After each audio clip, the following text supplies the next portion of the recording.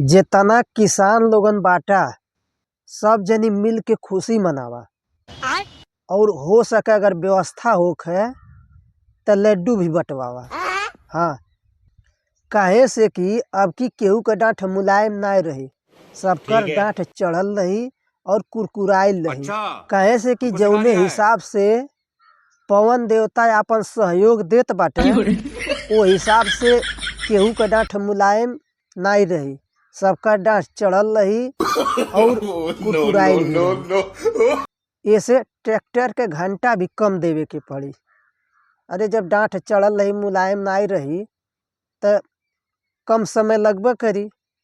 और कहीं साथे साथे चैत बैसाख में इंद्र देवता भी मनसा गई न, तब त जान ला तुहके कटिया पिटिया कुछ कैले की जरूरते नहीं पड़ी।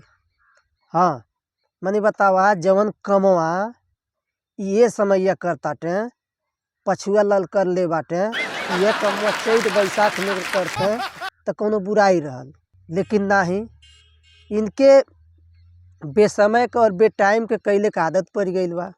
ई नाई बा कि अच्छा चला जनता जा कहीं दू पैसा कमा उमा के ले आवे। एक त सूर्य भगवान अलगे रिसियाइल पड़ल बाटे, पता नहीं का हो गईल बा। ई मालूम होता कि आदमी से ज्यादा इनके ठंडी लगता। मैंने नाई कि कम से कम नाई 6 बजे घाम कई पावताटा तो कम से कम 8 बजे 9 बजे 10 बजे निकले के चाही। लेकिन नहीं, सबके मल्ले हो लोग तबाह कई दे देन हो दोनों जनी मिल के। और ई नाई कहत हवन कि अच्छा जब आदमी कमाए उमा के ले आई हैं तब न हमहू के अगरबत्ती कपूर माचिस दुनिया भर के व्यवस्था हुई। जब पैसा नहीं रही तो इनकर पूजा कैसे दियाई। लेकिन यो लोग सोचत नहीं हमें बिहान के कही हैं कि हमके कुल पूजवा नहीं देते हमें, तो अलगे से उल्टा परेशान कर गलती करे ही लोग परेशान करे फिर हमन के। जब पैसा कौड़ी रही तबन पूजा दियाई, हद है। इतना कहलहू पर नहीं सुनाता तू लोगन के।